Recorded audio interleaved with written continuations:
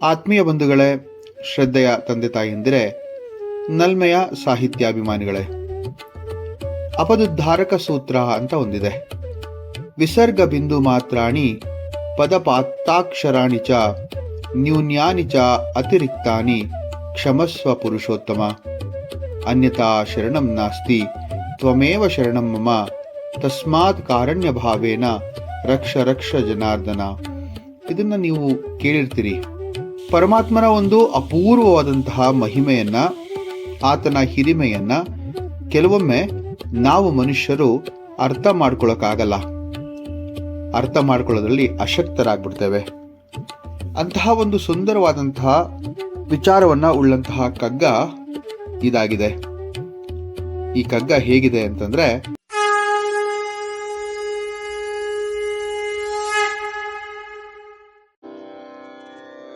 ಹೊನ್ನೆಂದು ಜಗದಿ ನೀಂ ಕೈಗೆ ಕೊಂಡುದನು ವಿಧಿ, ಮಣ್ಣೆನುವನವನವರ ಮಣ್ಣೆನುವೆ ನೀನು. ಭಿನ್ನ ಮಿಂತಿರೆ ವಸ್ತು ಮೌಲ್ಯಗಳ ಗಣನೆಯಿ, ಪಣ್ಯಕ್ಕೆ ಗತಿಯೆಂತೋ ಮಂಕುತಿಮ್ಮ ಮಂಕುತಿಮ್ಮ. ಬದುಕೆಂಬುದು ವ್ಯಾಪಾರ.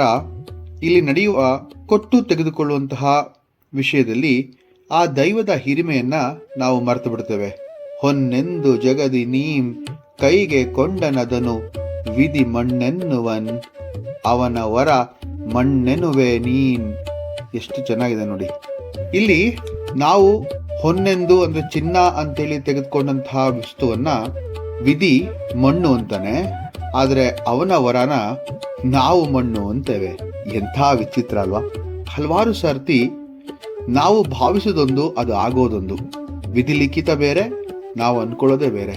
ಇದು ಬಹುಶಃ ನಮ್ಮೆಲ್ಲರ ಒಂದು ಅನುಭವಕ್ಕೆ ಬಂದಿರುವಂತದ್ದೇ. ಕೆಲವೊಮ್ಮೆ ಆ ದೈವದ ಕೃಪೆಯನ್ನ ನಾವು ಮರೆತು ಬಿಡ್ತೇವೆ, ಕಡೆಗಾಣಿಸ್ಬಿಡ್ತೇವೆ. ಆ ದೇವರು ಕೆಲವೊಮ್ಮೆ ಕೊಡುವಂತಹ ವರ ನಮ್ಮ ಮನಸ್ಸಿಗೆ, ನಮ್ಮ ಜ್ಞಾನ ಚಕ್ಷುವಿಗೆ ಅರಿವಾಗದೆ ಅದನ್ನ ನಾವೇ ಹಾಳು ಮಾಡ್ಕೊಂಡ್ಬಿಡ್ತೇವೆ. ಅದನ್ನ ಮಣ್ಣು ಅಂತ ಪರಿಗಣಿಸ್ಬಿಡ್ತೇವೆ. ಈ ತರಹದ ಮೌಲ್ಯ ವ್ಯತ್ಯಾಸವಾಗಿರುವಾಗ ಈ ವ್ಯಾಪಾರ ಅಂದ್ರೆ ಈ ಬದುಕೆಂಬ ವ್ಯಾಪಾರದ ಗತಿ ಏನು ಅಂತ ಕೇಳ್ತಾರೆ ಡಿ ವಿ ಜಿಯವರು. ಎಂತಹ ಅದ್ಭುತವಾದಂತಹ ಒಂದು ವಿವೇಚನೆ ಅಂತ ಹೇಳ್ಬೋದು. ಭಿನ್ನ ಮಿಂತಿರೆ ವಸ್ತು ಮೌಲ್ಯಗಳ ಗಣನೆಯೀ, ಪಣ್ಯಕ್ಕೆ ಗತಿಯಂತೋ ಮಂಕುತಿಮ್ಮ. ಪಣ್ಯ ಅಂದ್ರೆ ವ್ಯಾಪಾರ. ಯಾವುದನ್ನ ಚಿನ್ನ ಎಂದು ನಾವು ಕೈಗೆತ್ಕೊಳ್ತೇವೋ ವಾಸ್ತವವಾಗಿ ಅದು ಮಣ್ಣಾಗಿರುತ್ತೆ, ಅದು ನಿಷ್ಪ್ರಯೋಜಕವಾಗಿರುತ್ತೆ. ಆದ್ರೆ ಕೆಲವು ಸರ್ತಿ ನಮಗೆ ಗೊತ್ತಿಲ್ಲದಲೇ ಬರುವಂತಹ ಭಾಗ್ಯ, ಬಯಸದೆ ಬರುವ ಭಾಗ್ಯ ಅಂತಾರಲ್ಲ, ಆ ದೇವರು ಕರುಣಿಸಿದಾಗ ಅದನ್ನ ನಾವು ನಮ್ಮ ಅರಿವಿಗೆ ಬರದೇ ಇದ್ದಾಗ ಅದು ನಮ್ಮ ಪಾಲಿಗೆ ಮಣ್ಣಾಗಿ ಪರಿಣಮಿಸುತ್ತೆ. ಅದು ಕೂಡ ನಿಷ್ಪ್ರಯೋಜಕ ಅನ್ಸ್ಬಿಡುತ್ತೆ. ಹೀಗೆ ವಸ್ತುವಿನ ಮೌಲ್ಯದ ನಿಜ ಸ್ವರೂಪ ಅರಿಯದೆ ಹೋದಾಗ ಅಥವಾ ಅದನ್ನ ಗುರುತಿಸುವಲ್ಲಿ ನಾವು ಅಸಮರ್ಥರಾದಾಗ ಈ ಜಗತ್ತಿನ ವ್ಯಾಪಾರ ಹೇಗ್ ನಡೆಯುತ್ತೆ ಅಂತ ಕೇಳಿದ್ದಾರೆ ಡಿ ವಿ ಜಿಯವರು. ಜೀವನದಲ್ಲಿ ಹಲವು ಬಾರಿ ಈ ರೀತಿಯಾಗಿದ್ದಿದೆ.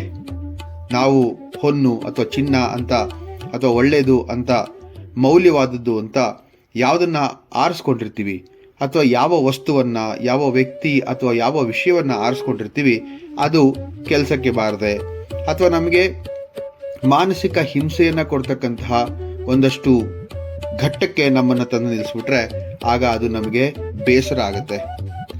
ಕೆಲವೊಮ್ಮೆ ವಿಚಾರ ಮಾಡದಲೇ, ಎಣಿಸದಲೇ, ಎಲ್ಲಿಂದಲೋ ನಮಗೆ ಬಂದಂತಹ ಅಥವಾ ಸಂದಂತಹ ವ್ಯಕ್ತಿಗಳಾಗಿರ್ಬೋದು, ವಿಷಯಗಳಾಗಿರ್ಬೋದು, ವಸ್ತುಗಳಾಗಿರಬಹುದು, ನಮ್ಮ ಊಹೆಗೂ ಮೀರಿ ಒಳ್ಳೆಯ ಬೆಲೆಯನ್ನು ತಂದುಕೊಟ್ಟಾಗ ಅಥವಾ ನಮ್ಮ ಅರಿವಿಗೆ ಬಾರದೆ ಅದನ್ನು ನಾವು ಕಡೆಗಣಿಸ್ಬಿಡ್ತೇವೆ. ಆದರೆ ಕೆಲವೊಮ್ಮೆ ನಮ್ಮ ಪರಿಶ್ರಮದಿಂದ ಅದು ಬಂದದ್ದು ಅಲ್ಲವಾದ್ದರಿಂದ ಅದರ ಮಹತ್ವ ನಮಗೆ ಗೊತ್ತೇ ಆಗಲ್ಲ. ನಾವು ಮನುಷ್ಯರು ಹತಾಶೆಗೊಳ್ಳೋದು ಬಹಳ ಬೇಗ. ಏನಾದರೂ ನಮಗೆ ಬೇಕಾಗಿದ್ದು ಆಗಲ್ಲ ಅಂತ ಅನಿಸಿದಾಗ ನಾವು ಆ ದೈವವನ್ನ ದೂಷಣೆ ಮಾಡೋದಕ್ಕೆ ಶುರು ಮಾಡ್ತೇವೆ. ದೇವರ ಕೃಪೆ ನನ್ನ ಮೇಲಿಲ್ಲ, ಅಯ್ಯೋ ನನ್ನಿಂದ ಅದಾಗಲ್ಲ, ನನ್ನ ಹಣೆಬರನೇ ಇಷ್ಟು ಅಂತೆಲ್ಲ ನಾವು ಪೇಚಾಡ್ತೀವಿ. ಸ್ವಾಮಿ ವಿವೇಕಾನಂದರು ಒಂದ್ ಕಡೆ ಬರೀತಾರೆ, you get only what you deserve ಅಂತ.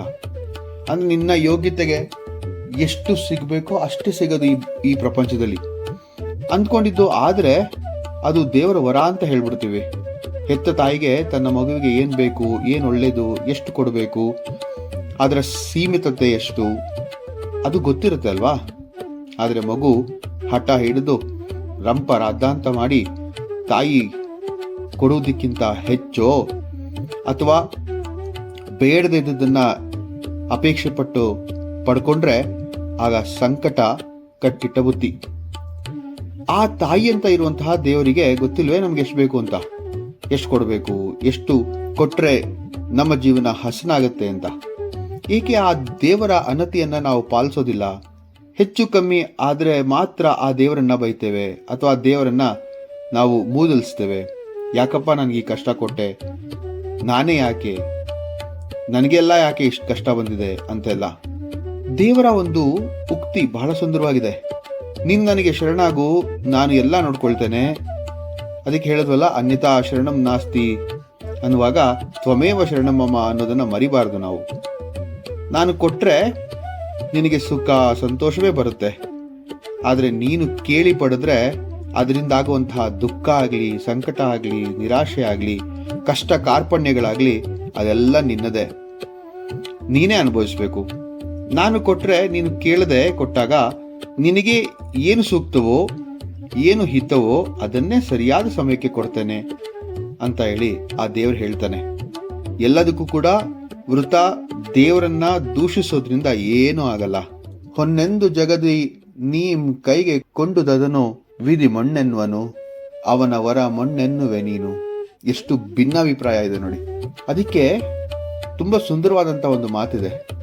ದೇವರು ಕೊಟ್ಟಿರುವಂತಹ ಈ ಜೀವ, ಈ ಬದುಕು, ಈ ಜೀವನಕ್ಕೆ ನಮ್ಮ ಒಂದು ಹೆಚ್ಚುಗಾರಿಕೆಯನ್ನ ತೋರಿಸಿದಲೆ ಅವನು ತೋರಿಸಿದಂತಹ ದಾರಿಯಲ್ಲಿ, ಅವನು ಹೇಳಿದಂತಹ ರೀತಿಯಲ್ಲಿ ಬದುಕಿದ್ರೆ ನಮ್ಮೆಲ್ಲರಿಗೂ ಕೂಡ ಹಿತಕರ ಮತ್ತೆ ಸುಖಕರ. ನಮ್ಮ ಪಾಲಿಗೆ ಬಂದಂತಹ ಕಾರ್ಯವನ್ನ ಆತ್ಮತೃಪ್ತಿಯಿಂದ ನಮ್ಮ ಸಾಮರ್ಥ್ಯಕ್ಕೆ ಅನುಗುಣವಾಗಿ ಮಾಡ್ತಾ ಆ ಭಗವಂತನಲ್ಲಿ ವಿಶ್ವಾಸ ನಂಬಿಕೆ ಇಟ್ಟು ನಿಷ್ಠೆಯಿಂದ ಜೀವನ ಮಾಡಿದ್ರೆ ಎಲ್ಲವೂ ಸುಸೂತ್ರವಾಗಿ ಬದುಕು ಹಸನಾಗುತ್ತೆ.